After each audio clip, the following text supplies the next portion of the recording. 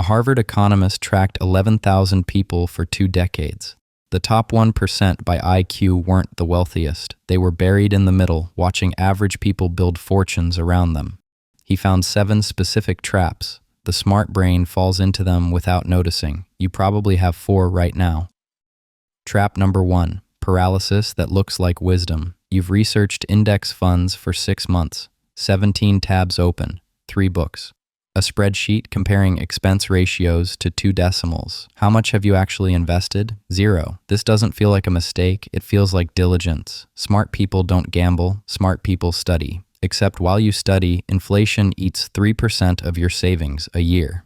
The market compounded 24% last year without asking your permission. Your reckless friend who threw money in a target date fund?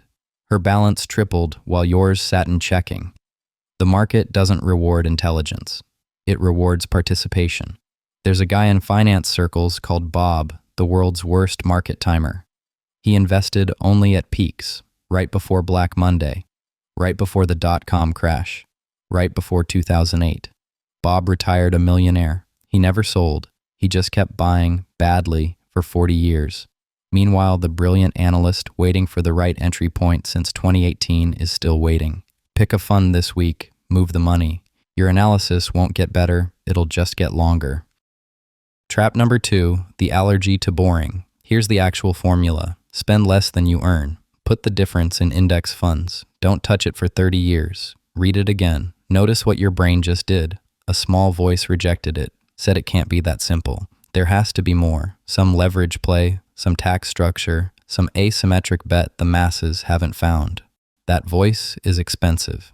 The S&P 500 has beaten roughly 90% of actively managed funds over 20-year periods.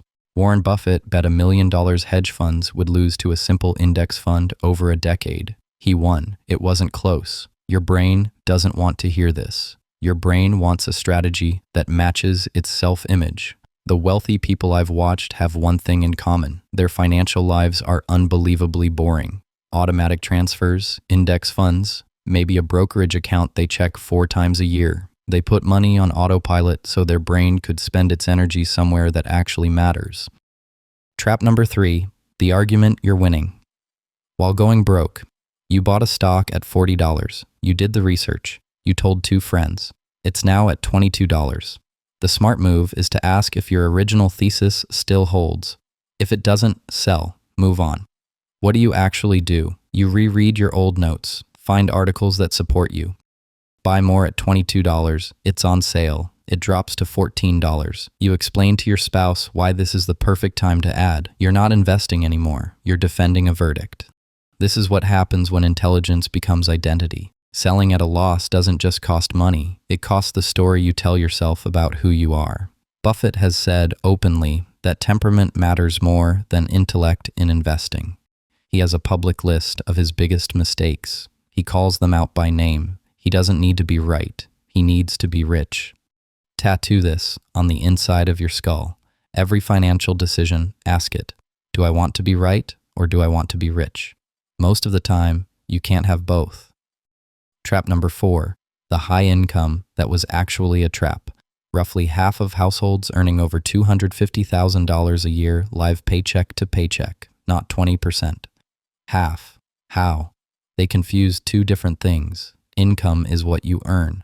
Wealth is what you keep. They aren't related. Often they're inverse. Higher income, more lifestyle inflation, smaller percentage that survives long enough to compound. A surgeon makes $600,000 a year, $2.4 million house, 2 leased cars, private school for 3 kids, looks wealthy, is broke, loses her job for 6 months, and she defaults on everything.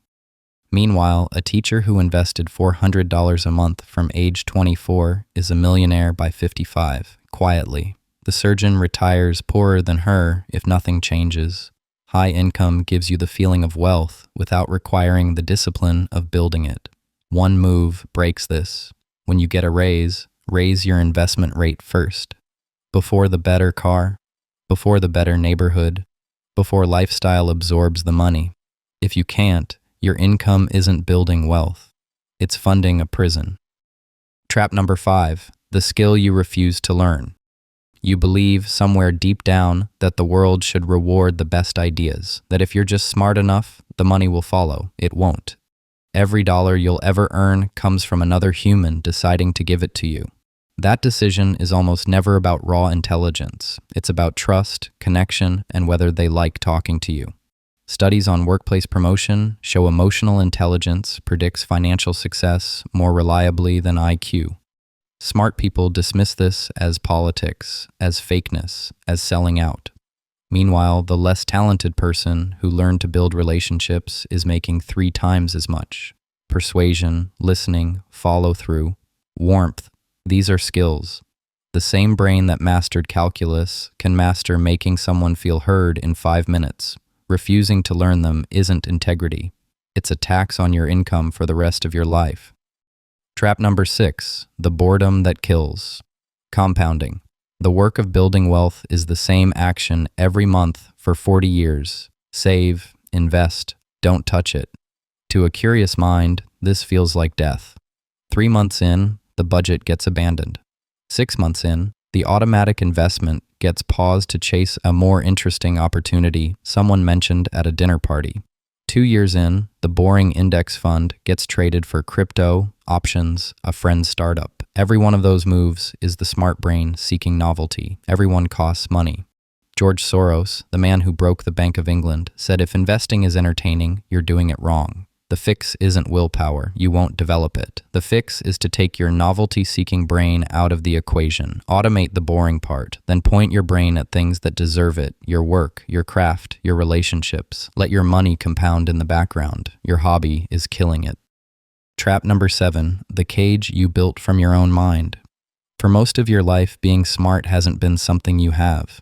It's been who you are. It got you praise as a kid, into schools, into the job. So when something threatens that identity, a business fails, an investment tanks, someone with half your intellect laps you financially, it doesn't feel like a setback. It feels like an obituary. This is why so many brilliant people stay financially stuck. Not because they lack the skill to take risks, because they cannot psychologically survive failing publicly, so they don't try. They keep the job they hate. They keep money in savings losing 3% a year. They call it responsible. It's terror.